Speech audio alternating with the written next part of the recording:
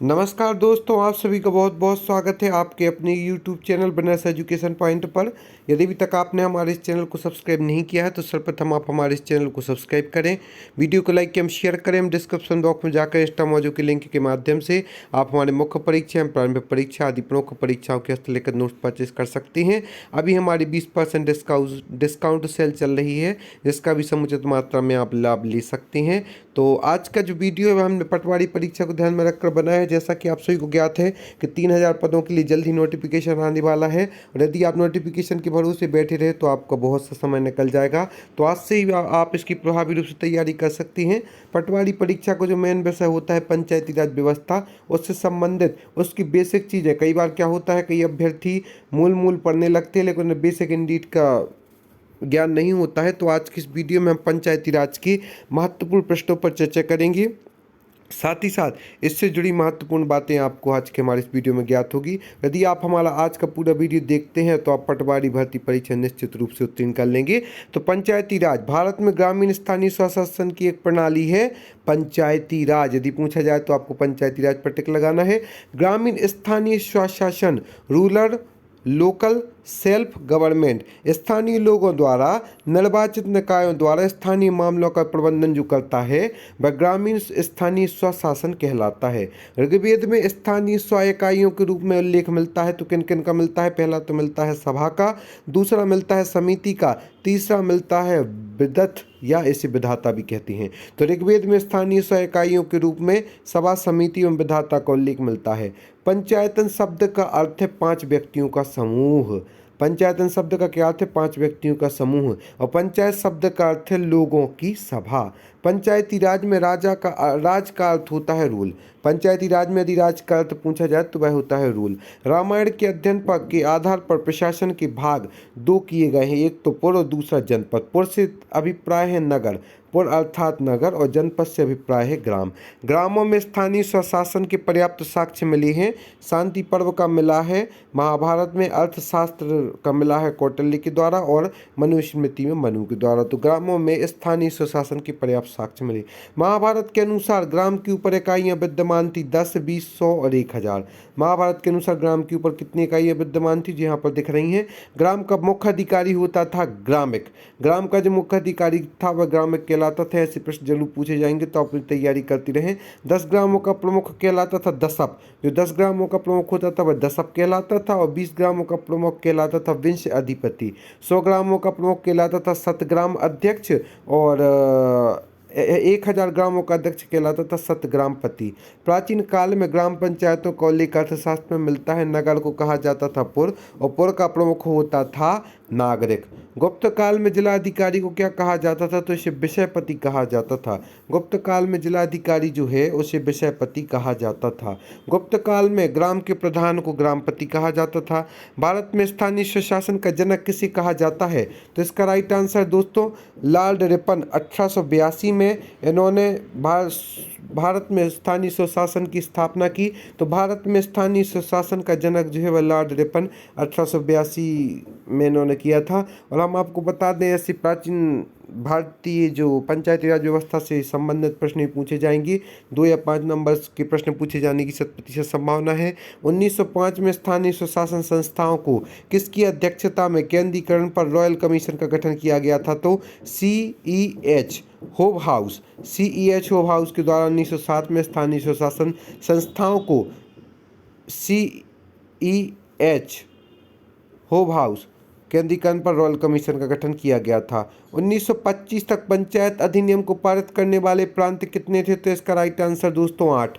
1925 तक पंचायत अधिनियम को पारित करने वाले प्रांत 8 थे। 1926 तक देशी रियासतों में पंचायत अधिनियम पारित किया गया था। तो 1926 तक 6 देशी रियासत, आपको याद रखना है कि 1925 तक पंचायत अधिनियम को पारित करने वाले प्रांत जो थे वह 8 थे। 1926 तक देशी रियासत में पंचायत अधिनियम पारित करने वाली 6 देशी रियासतें थी।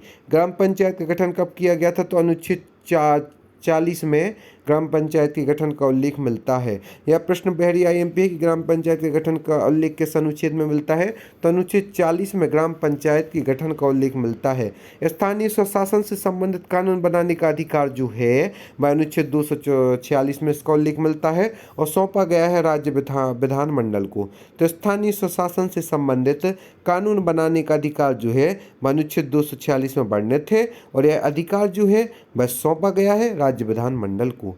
सामुदायिक विकास कार्यक्रम की शुरुआत कब की गई थी? तो इसका राइट आंसर है दोस्तों कि 2 अक्टूबर 1952 को सामुदायिक विकास कार्यक्रम की जो शुरुआत है वह 2 अक्टूबर 1952 को की गई थी। सामुदायिक विकास कार्यक्रम की सफलता का कारण है, असफलता का कारण क्या है? तो सामुदायिक विकास कार्यक्रम की शुरुआत 2 अक्टूबर 1952 को की गई थी एवं इसकी असफलता का कारण है अशिक्षा। सामुदायिक विकास कार्यक्रम की असफलता का कारण है अशिक्षा। लोकतांत्रिक विकेंद्रीकरण योजना की शुरुआत 2 अक्टूबर 1959 को राजस्थान से की गई थी। जो लोकतांत्रिक विकेंद्रीकरण योजना की शुरुआत है वह 2 अक्टूबर 1959 को राजस्थान से की गई थी। लोकतांत्रिक विकेंद्रीकरण का सुझाव दिया था बलवंत राय मेहता ने, लोकतांत्रिक विकेंद्रीकरण का सुझाव दिया था। अब यहाँ पर प्रश्न पूछा जा रहा है, उसके पहले हम बता दें कि आप 20% डिस्काउंट सेल का लाभ ले सकते हैं। लोक प्रशासन मध्य प्रदेश की प्रमुख रियासतें, समाजशास्त्र आदि और विज्ञान एवं तकनीक, ऊर्जा, बायो, फिजिक्स, केमिस्ट्री आदि सभी सब्जेक्ट के नोट्स परचेस कर सकते हैं। राजनीतिक विचारक, भूगोल की आधुनिक तकनीक आपके लिए सुनहरा अवसर रहेगा। आज ही आप हमारे नोट्स परचेस करें, साथ ही साथ 20% डिस्काउंट सेल का लाभ लें और आप हमें फेसबुक, यूट्यूब, इंस्टाग्राम, टेलीग्राम आदि के माध्यम से भी ज्वाइन कर सकते हैं। तो सामुदायिक विकास कार्यक्रम का सार था लोक भागीदारी। सामुदायिक विकास कार्यक्रम जो है इसका सार है लोक भागीदारी। राष्ट्रीय विकास परिषद ने समिति गठित की बलवंत राय मेहता समिति 1957 में। अब इसके बाद जो बलवंत राय मेहता ने सुझाव दिया था त्रिस्तरीय, तो त्रिस्तरीय में कौन कौन थी? पहली तो थी ग्राम पंचायत, दूसरी पंचायत समिति और तीसरी जिला परिषद। बलवंत राय मेहता ने त्रिस्तरीय पंचायती राज व्यवस्था का जो उल्लेख किया था या अवधारणा को विकसित किया था, तो इसमें सर्वप्रथम थी ग्राम पंचायत, दूसरी है पंचायत समिति, तीसरी है जिला परिषद। तो ग्राम पंचायत का गठन चुने हुए सदस्यों द्वारा किया जाता था। ग्राम पंचायत का कार्यकाल 5 वर्ष का होता था। ग्राम पंचायत का प्रमुख या अध्यक्ष कहें तो वह सरपंच होता था। ग्राम सभा का सदस्य बनने के लिए न्यूनतम आयु 18 वर्ष, ग्राम पंचायत का चुनाव लड़ने के लिए न्यूनतम आयु 21 वर्ष होती थी और सभी पंच मिलकर चुनते थे सरपंच या पंचायत प्रधान को। तो एक बार पुनः ग्राम पंचायत के बारे में जानते हैं। ग्राम पंचायत का गठन चुने हुए सदस्यों के द्वारा किया जाता था। एक बात क्लियर हो गई। ग्राम पंचायत का जो कार्यकाल होता था वह 5 वर्ष का होता था। ग्राम पंचायत का अध्यक्ष सरपंच होता था। ग्राम सभा का सदस्य बनने के लिए न्यूनतम आयु 18 वर्ष निर्धारित की गई थी। ग्राम पंचायत का चुनाव लड़ने के लिए न्यूनतम आयु 21 वर्ष भी थी और सभी पंच मिलकर चुनते थे सरपंच या पंचायत प्रधान को। ग्राम सचिव नियुक्त किया जाता था सरकार द्वारा। अब यहाँ पर प्रश्न उठ रहा है ग्राम सचिव के बारे में भी आपको हम आगे किस वीडियो में बताएंगे। तो ग्राम सचिव नियुक्त जो होते थे वह सरकार के द्वारा नियुक्त किए जाते थे। ग्राम पंचायत के सभी वयस्कों की बैठक को कहते थे ग्राम सभा और ग्राम सभा का कार्य ग्राम पंचायत के कार्यों की निगरानी करना होता था। ग्राम सभा का कार्य क्या होता था? तो ग्राम सभा का कार्य जो है वह ग्राम पंचायत के कार्यों की निगरानी करना ग्राम सभा का प्रमुख कार्य होता था। भारत में प्रत्यक्ष लोकतंत्र का उदाहरण है ग्राम सभा। यदि पूछा जाए, यह प्रश्न ही पूछा जा सकता है, भारत में प्रत्यक्ष लोकतंत्र का उदाहरण कौन है? तो भारत में प्रत्यक्ष लोकतंत्र का उदाहरण ग्राम सभा है। ग्राम पंचायतों की आय का साधन कैसे होता था?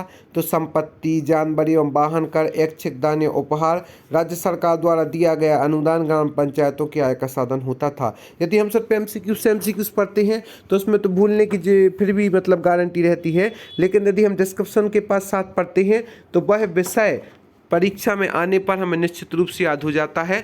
तो भारत में प्रत्यक्ष लोकतंत्र का उदाहरण है ग्राम सभा और ग्राम पंचायतों की आय का साधन जो है वह संपत्ति, जानवर एवं वाहन का कर, ऐच्छिक दान, उपहार, राज्य सरकार द्वारा दिया गया अनुदान ग्राम पंचायतों की आय का प्रमुख साधन था। ग्राम पंचायत के कार्य स्थानीय कर निर्धारण और वसूली, सरकारी योजनाओं का कार्यान्वयन, जन सुविधाओं का निर्माण एवं रखरखाव। सर्वप्रथम तो है स्थानीय कर निर्धारण और वसूली, ताकि वह उन्हें व्यवस्था दे सके, उसके लिए वह स्थानीय कर निर्धारण एवं वसूली की प्रक्रिया को प्रभावी रूप से करते थे। सरकारी योजनाओं का क्रियान्वयन, केंद्र सरकार ने राज्य सरकार के लिए नियम निर्धारित करती है, राज्य सरकार पंचायतों आदि के लिए नियम निर्धारित करती हैं। तो सरकारी योजना को क्रियान्वयन या कार्यान्वयन जो है वह ग्राम पंचायतों के द्वारा किया जाता है। जन सुविधाओं का निर्माण भी किया जाता है एवं रख रखाव भी किया जाता है।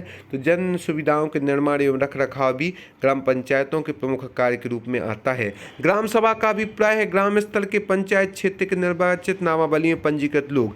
ग्राम सभा के अंतर्गत वे लोग आते हैं जो ग्राम स्तर के पंचायत क्षेत्र के निर्वाचक नामावली में पंजीकृत लोग होते हैं। पंचायत भंग होने पर किस अवधि में निर्वाचन होगा? तो 6 माह में। यदि पंचायत किसी कारण से भंग हो जाती है तो 6 माह की अवधि में निर्वाचन अवश्य रूप से होगा। ग्राम पंचायत में सरपंच के अलावा कम से कम कितने सदस्य होते हैं? तो 6 सदस्य होते हैं और अधिक से अधिक जो है वह 20 सदस्य होते हैं। तो इस प्रकार से हमने महत्वपूर्ण विषय पर चर्चा की। इसका अगला पार्ट आएगा, उसमें हम अन्य विषयों पर भी चर्चा करेंगे। तो एक बार फास्ट क्विक रिविजन कर लेते हैं। पंचायत भंग होने पर 6 माह के अंतर्गत निर्वाचन होगा। ग्राम पंचायत में सरपंच के अलावा कम से कम 6 सदस्य और अधिक से अधिक 20 सदस्य होते हैं। और यहाँ पर हम बता दें ग्राम पंचायत के कार्य स्थानीय कर निर्धारण, वसूली, सरकारी कार्य योजनाओं का कार्यान्वयन, जन सुविधाओं का निर्माण एवं रखरखाव, ग्राम पंचायतों की आय का साधन, संपत्ति, जानवर एवं वाहन कर, ऐच्छिक दान या उपहार, राज्य सरकार द्वारा दिए गए अनुदान। भारत में प्रत्यक्ष लोकतंत्र का उदाहरण है ग्राम सभा।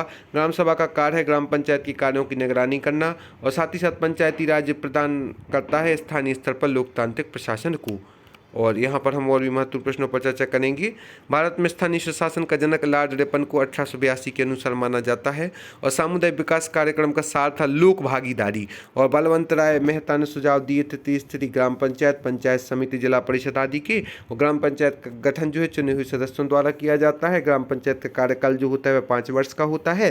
ग्राम पंचायत का अध्यक्ष सरपंच होता है। ग्राम सभा का सदस्य बनने के लिए न्यूनतम आयु 18 वर्ष एवं ग्राम पंचायत को चुनाव लड़ने के लिए जो न्यूनतम आयु है वह 21 वर्ष होती है। सभी पंच मिलकर सरपंच आदि का चयन करते हैं। ग्राम का मुख्य अधिकारी ग्राम प्राचीन व्यवस्था के अनुसार 10 ग्रामों का प्रमुख दशक, 20 ग्रामों का प्रमुख विषय अधिकारी, 100 ग्रामों का जो प्रमुख होता है वह शतग्राम अध्यक्ष होता है और 1000 ग्रामों का जो प्रमुख होता है वह शतग्राम प्रति होता है। प्राचीन काल में ग्राम पंचायत का उल्लेख जो है वार्ता शास्त्र के अंतर्गत मिलता है। पंचायतन शब्द का अर्थ 5 व्यक्तियों का समूह।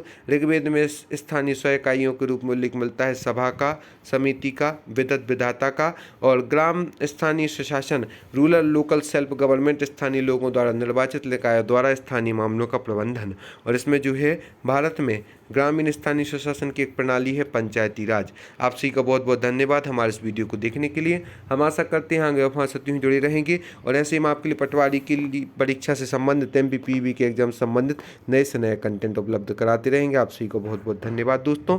और आज ही आप हमारे हैंड रिटन नोट्स परचेस कर सकते हैं। धन्यवाद।